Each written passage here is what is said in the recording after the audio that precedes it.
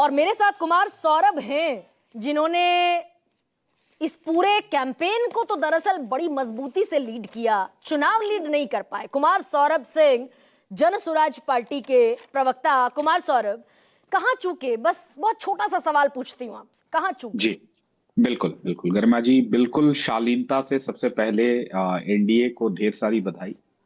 एक अप्रत्याशित और एक तरफा जनमत उनको मिला है। बिहार की जनता ने उन्हें ये जनादेश दिया है, उसके लिए उसको बधाई।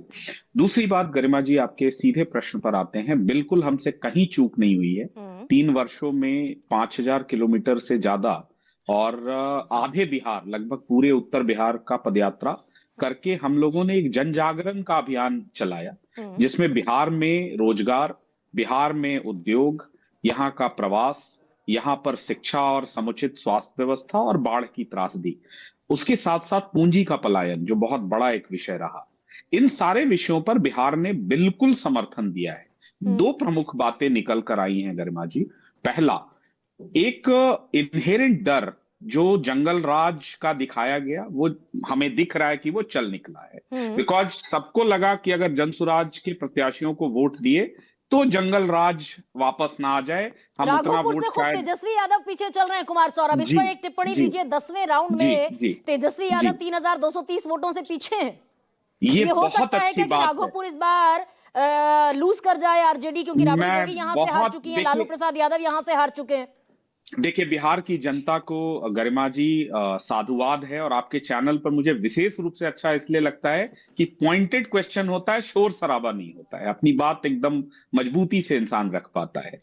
देखिए, बिहार की जनता ने ये जो अप्रत्याशित मतदान किया है और जो परिणाम दिए हैं, ये अच्छा है कि ये हमेशा के लिए बिहार से ये जो जंगल राज वाला शब्द था शायद अब खत्म हो जाए। इसलिए कि हमको लगता है लीडर ऑफ अपोजिशन रहने के लायक भी नहीं रहेंगे अगर आरजेडी को 22-23 सीटों से कम आया नहीं, तो लेकिन एलओपी भी आपने नहीं मिलेगा। ये ठीक कह रहे हैं आप कि जंगल राज को जी, खारिज कर दिया बिहार की जनता ने, ये आपका अभी तक का यस। और ऑब्जर्वेशन है। अब एक लेकिन आखिरी लाइन में भ्रष्टाचार का जोड़ दे रहा मुद्दा तो हूं, आपका उसके भी बाद नहीं आप चला। काउंटर कर प्रशांत लेना। किशोर ने मैं बता रहा हूं, टॉर्च आखिरी लाइन बियरर के जोड़ दे रहा तौर हूं। पर जिस मुद्दे को उठाया, अशोक चौधरी, मंगल पांडे, संजय जायसवाल, दिलीप जायसवाल, वो मुद्दा आपका नहीं चला।